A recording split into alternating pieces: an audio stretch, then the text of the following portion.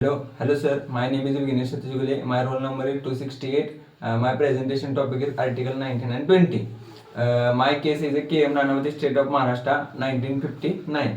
नौदल अधिकारी KM नानावती च्या पत्नीच्या प्रियकर प्रेम आहुजाची यांनी हत्या केली. नानावटीस केली. मग त्या खटल्यामध्ये नानावटीच्या स्वैच्छिक कबुली जबाबामुळे आणि खटल्यामध्ये आर्टिकल 20(3) स्वतःच्या आरोपाविरुद्ध संरक्षण करणे आणि आर्टिकल 20(2) दुहेरी धोक्यापासून संरक्षण करणे अंतर्गत मुद्दे उपस्थित केले होते. मग त्या केसमध्ये महत्त्वाचे मुद्दे काय होते तर ऐच्छिक कबुली जबाब, नानावटींच्या केलेल्या कबुली जबाबामुळे स्वइच्छेने राज्य केले होते व जबरदस्ती केली नव्हती. व दुसरं काय होते तर दुहेरी धोक्यापासून धोका निर्माण केला, कारण पहिल्या खटल्यामध्ये ते निर्दोष किंवा दोषी ठरले नव्हते. मग KM नानावटी यांना दोषी ठरवण्यात आले होते व त्यांना तुरुंगवासाची शिक्षा झाली. व KM Nanavati state of Maharashtra 1959 यांची पूर्ण स्टोरी रुस्तम या मूवीमध्ये सांगितली आहे. त्यात अक्षय कुमारने त्यांचे पात्र स्वीकारले आहे व त्यांची पूर्ण स्टोरी त्यात सांगितली आहे. Thank you. Hi sir, my name is Sumit Balkrishna Kadam. My roll number is 264 आणि माझे आर्टिकल 19(1)A असे आहे. Indian express newspaper limited union of India 1985 चे प्रकरणावरील आर्टिकल आहे.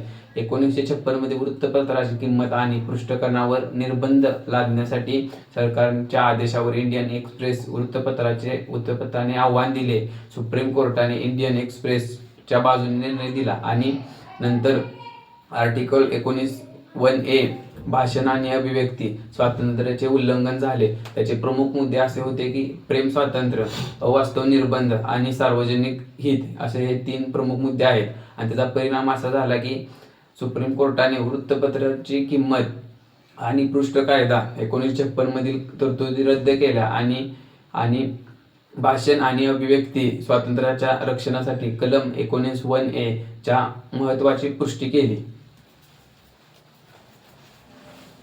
माय name is Shivtej Balram Kadam. My roll number is 267.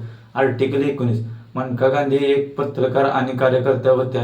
यांचा पासपोर्ट 1976 मध्ये सरकारने तक्रार रोखला आणि त्यांना ऐकण्याची संधी न देता हा निर्णय घेतला की त्यांनी या निर्णयाला आव्हान दिले आणि त्यांच्या भारतीय हालचालींच्या स्वातंत्र्य आर्टिकल 19 आणि व्यक्तिमत्वांच्या स्वातंत्र्याचा हक्क आर्टिकल 21 या अपघात ठरवतो असा दावा केला.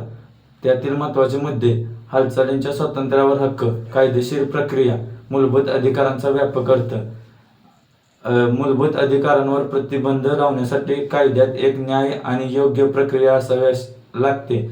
यामुळे आर्टिकल 19 आणि 21 चा एकत्रित आणि व्यापक अर्थ घेतला गेला. Hi sir, my name is Sahil Subhash Suryavanshi. My roll number is 266. माझी केस आहे Ramesh Thapar versus state of Madras 26 मे 1950. रमेश थापर हे एक जर्नलिस्ट होते. त्यांनी एक मॅगझिन काढली होती, त्याचं नाव होतं क्रॉस रोड्स. आणि त्यांनी त्या मॅगझिनमध्ये काँग्रेस विरोधातील सर्व कामे लिहिली होती.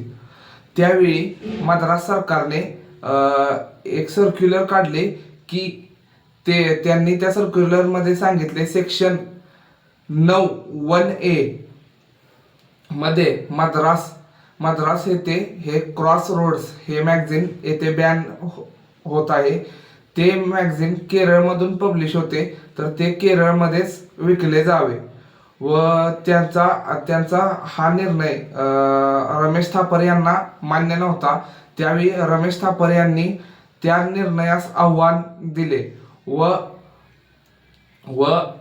ग्राउंड आर्टिकल 1919 या नियमानुसार हायकोर्टात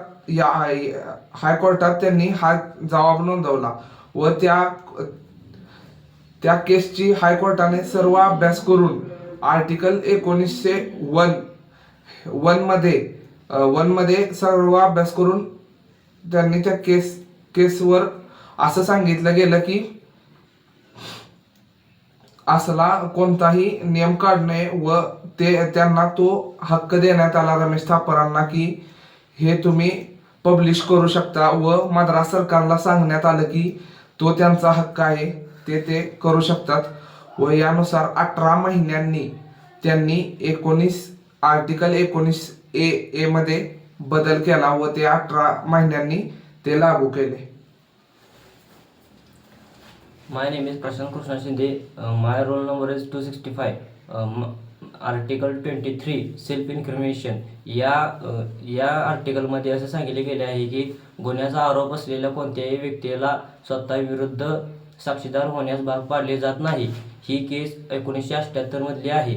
नंदिनी सतपती VSPL दानी नंदिनी सतपती ही एक मुख्यमंत्री होती. त्याच्या विरुद्ध भ्रष्टाचाराचा आरोप होता. तिला कलम 161 अंतर्गत बयान देण्यास सांगितले. पोलिसांनी तिची चौकशी केली आणि तिला कायदेशीर परिणाम होण्याच्या भीतीने उत्तर देण्यास भाग पाडले. नंदिनी सतपती यांनी असा दावा केला की कलम 23 नुसार मला शांत राहण्याचा आणि स्वतःला दोषी न